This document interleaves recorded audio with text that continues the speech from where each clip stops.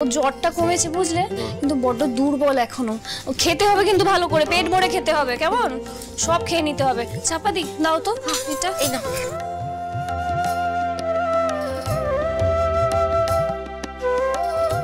শোনো না, বলছি বাকিদের খাবারটাও বেড়ে দাও। হ্যাঁ আচ্ছা ঠিক আছে।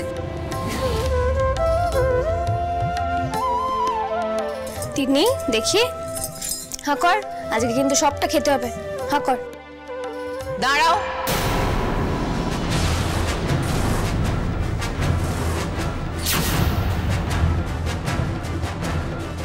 এই ভিখিরির বাচ্চাটাকে এনে তুমি টেবিলে বসিয়েছো? এত বড় সাহস তোমার! এখানে তো সাহসের কিছু নেই। তিন্নি আজ থেকে এই বাড়িতেই থাকবে, আর আমাদের একজন হয়েই থাকবে। সুতরাং বাড়ির বাকিরা যেভাবে খাওয়া দাওয়া করে, ওঠা বসা করে, তিন্নিও সেভাবেই করবে। না করবে না। কার পারমিশন নিয়ে তুমি এই সিদ্ধান্তটা নিয়েছো? হ্যাঁ, ভিখিরি কোথাকার কে জানে না, বাবা মায়ের পরিচয় জানে কিনা তার ঠিক নেই। একটা হাড় হাবাদের লো ক্লাস মেয়ে, সে যেই টেবিলে বসে খাবে সেই টেবিলে বসে আমাকে খেতে হবে? এইসব তো এই বাড়িতে হবে না পুতুল। এই মেয়েটা এই টেবিলে বসে কিছুতেই খেতে পারবে না। বেশ, আজ থেকে তাহলে আমরাও টেবিল চেয়ারে আর বসবো না। আমরাও তিন্নির সঙ্গে মাটিতে বসেই খাবো। তিন্নি আয়, আয় এখানে।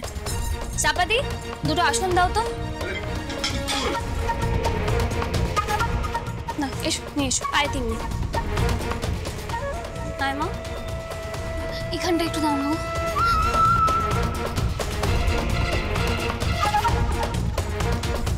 তিন্নি বস বস।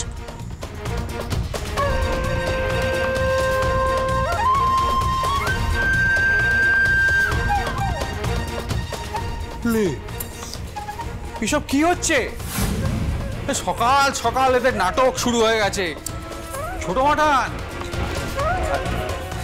আরে আরে এখানে তো ভিখিরিদের সম্মেলন লেগেছে। আপনার সাম্রাজ্যে এসব কি হচ্ছে? কিছু বলুন, কিছু করুন। বাবা কি বলার আছে বলো তো?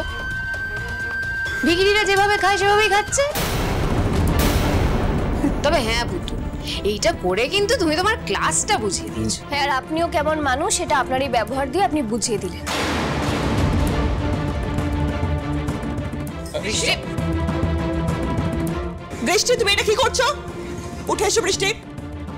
বৃষ্টি, বৃষ্টিটা কি হচ্ছে? কি ওঠো বলছি, ওঠো। মইনা, বৃষ্টি বাবা কি করছো? তুমি এখানে বসেছো কেন? মানে এই ভিখিরির বাচ্চাটার পাশে বসার সাহস কি করে হলো তোমার? বাবা, ওকে এত খারাপ খারাপ কথা কেন বলছো? ও তো আমার বন্ধু, আমি ওর সাথেই ব্রেকফাস্ট খাবো। চ তিন্নি, আমি তোকে আজকে খাইয়ে দিচ্ছি।